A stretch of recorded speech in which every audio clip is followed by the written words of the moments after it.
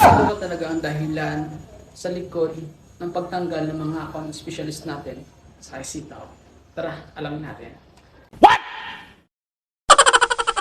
Hi guys, so ayun, this is Meljinian Barrel and for today's video is pag-uusapan natin yung regarding sa pagtanggal ng mga employee or yung mga account specialist natin from CTAO. So ayun guys, no July 28 or 29, ganon. So naglabas si CTAO ng isang announcement. Nakakalungkot kasi tinanggal nila yung mga account specialist po natin. Unfortunately, so isa po yung account specialist ko na natanggal doon. And actually, napakarami pong natanggal na employee ni CTAO. So, more than 30 plus. If I'm not mistaken, so 32 employee or account specialist na natanggal. No! God, please, no! No! No! So, based sa nilabas ng mga dahilan or yung reasons kung bakit tinanggal ni CTAO yung mga account specialist or nagbawas sila ng mga employee nila, it because para daw mabawasan ang mga expenses ng company, which is true naman kasi kumbaga nangyari, napapasahod sila ng mga tao and walang pumapasok na money sa company. So, may sense naman. And of course, maraming mga sellers, maraming mga partners ang nababahala kasi kumbaga, yun na lang kasi yung way nila para ma-communicate nila yung headquarters ni CTAO. Kumbaga sila yung nagiging toll, ganun.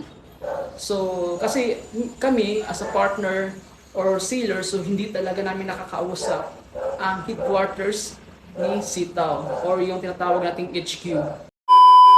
Of course, nakakabahala din guys kasi kung tutuusin naman talaga parang ang nangyari kasi paunti na lang yung magiging pwede natin lapitan or mga tauhan ni CTAO para makuha natin yung mga money natin sa mga account natin.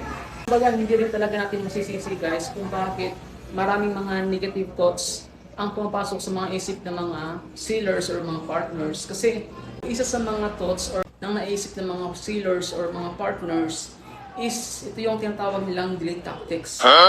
Kasi kumbaga parang ang nangyari kasi guys, ganito. Maglalabas ng announcement si CTAO and then paantayin tayo within 1 week or 2 weeks and then after yung deadline na yon, so wala pa rin nangyari na disbursement which is yung releasing ng money. And after that, panibagong announcement na naman and mag-aantay na naman. Kumbaga, marami ng mga sellers or mga partners ang naiinip, ganon. Lalo na sa panahon natin ngayon is we need money, di ba? So, we can't live without money. Maraming mga sellers din ang nawawala na ng pag-asa. Hindi natin masisisi yung mga bagay na yun. So, as of now, if you are a seller and hindi ka pa nakapag-join sa group na yon, so ilalagay ko yung link sa ating description section. Sa ngayon is wala na po tayong account specialist, so hanggang July 31 lang po sila. And August 1 is wala na po. So it means, yung group na yun guys is doon po tayo magbe-base sa mga announcement about nga sa disbursement of our money. So, para lagi kayo updated guys, ilalagay ko yung link sa ating description section. Kumbaga, hindi natin masisisi yung mga sellers natin Hindi natin masisisi yung mga partners natin kung may mga negative thoughts tayong naisip, di ba? So if you are sellers or if you are the partners and sa tingin mo kung ano yung nangyari sa CTAO ngayon and sa mga sellers, you can comment down and pag-usapan natin sa ating comment section and babasahin ko yan isa-isa. Sana all. So ayun guys, before this video and I wanna say thank you to our account specialist which is Ma'am Jack or Miss Jack. Ma'am, thank you for everything. Thank you for guiding us. Thank you for, alam na yon.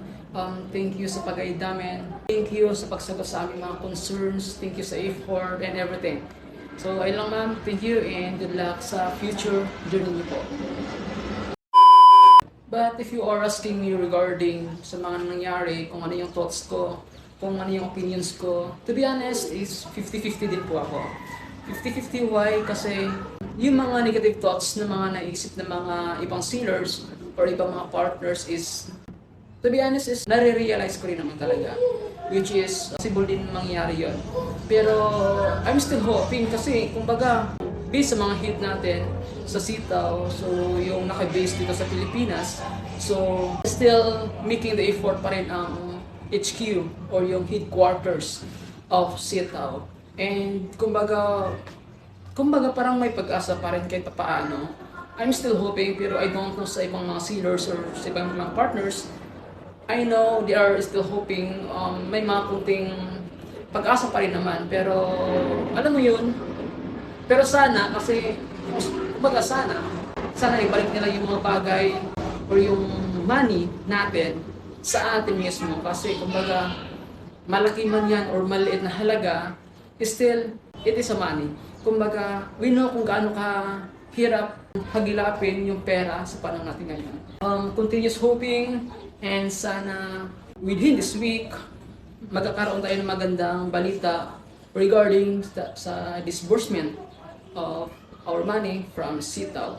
So if you are new sa YouTube channel natin and kung hindi ka pa nakapag-subscribe, please subscribe our YouTube channel para always kayong updated sa mga mangyayari. That's all. Thank you for watching. God bless us always. Life is a masterpiece in the making, and you are the artist of your destiny. Embrace each brushstroke of time, for they blend together to create a tapestry of experiences uniquely yours. Remember, life is not about the destination. It's about savoring the journey. Embrace the present moment, for it's the only time you truly possess. The adventure awaits. Go forth and make it extraordinary.